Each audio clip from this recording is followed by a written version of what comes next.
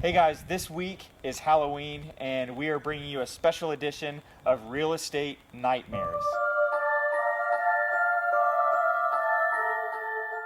Real problems, real people, real scary stories that we have encountered. Okay, Real Estate Nightmare number one starts off with a couple that was moving in from out of town. They didn't know the area. They did do right by getting an agent that does know the area. However, they couldn't agree on any criteria between themselves.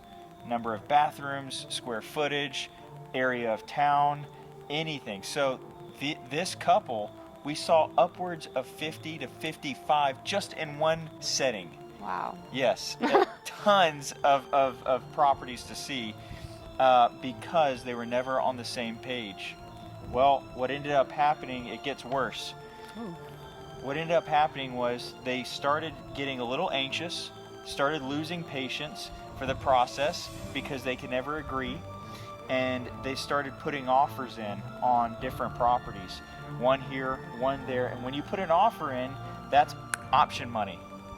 And the poor realtor was getting great deals, amazing deals, negotiating some of the best deals ever for this couple, and they were getting into it, option, period, and then backing out. So you lose your option money when you do that on a resale property. Then we got into new construction, decided to build a property with this builder, and that builder, almost all at the same time. And when you do that, you have to put down additional earnest money given the selections that you make, the upgrades that you make. Sometimes $15,000, $20,000 is put down. That money is non-refundable if you decide to back out with some builders. Unfortunately, the story gets worse. One of those builders that they got into contract with would not give them back their earnest money. So with the option fees that they had already lost out with 6 other properties, and with the inspector cost with 6 other properties, they've also incurred $15,000 in earnest money with the builder that they had lost. By the end of all of this, by the end of this entire process, they had lost upwards of $25,000 to $30,000. What a nightmare. The rumor has it that they're still looking at properties to this day.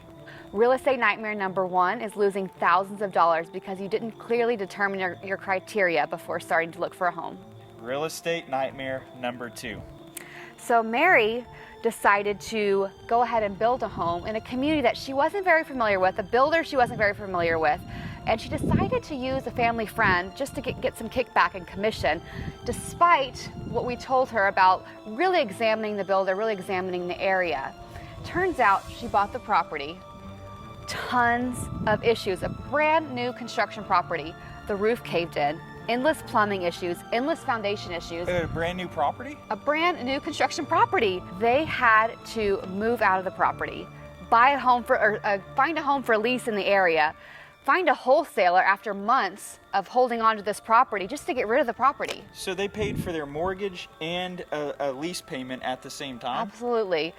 Crazy nightmare story. They finally got rid of the property, but they're still looking for their dream home now. Wow.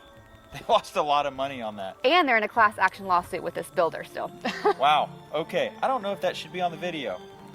Real estate nightmare number 2 is clearly not hiring a real estate agent that has your best interest in mind. Real estate nightmare number 3. Real estate nightmare number 3, it really starts with, it's a really sad story. It's not so much of a horror story as much as it is of a tragedy. Amy loved her house, and her house was a beautiful house. It really was. But it was an extremely, extremely expensive house. And so she lived in a very expensive neighborhood.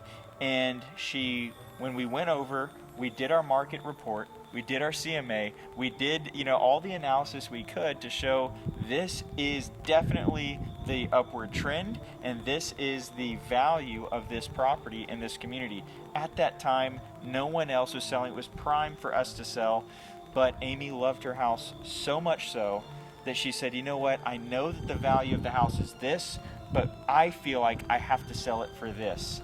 Much higher. Much, much higher. Okay. And because we always want to do right by our clients, and in this one, we probably should have not gone that high. What happened was, as soon as we listed the property for that much higher, all of her neighbors saw. And you know what? The horror of this story is all of her neighbors took advantage, put their house up on the market at a reasonable price, and all of her neighbors sold. Wow. And it took all the buyers for that market out of the market, and rumor is Amy's house is still on the market till this day. She also, didn't she have a dream home that she wanted to buy after she sold this one? She had a dream home that I don't even want to go into that, because I feel like this is a PG rated video, and I feel like that would take the ratings up to another level that I don't think we can go to in this video. So real estate nightmare number 3 is not being able to sell your home because you start off too high. We know that the lowest days on market typically means the highest price per square foot. So this has been this year's edition of Real Estate Nightmares. We hope that you learned a few things, and we as realtors want to protect you, make sure that you never deal with any of these nightmares. So reach out to us if you have any questions or thoughts of buying or selling.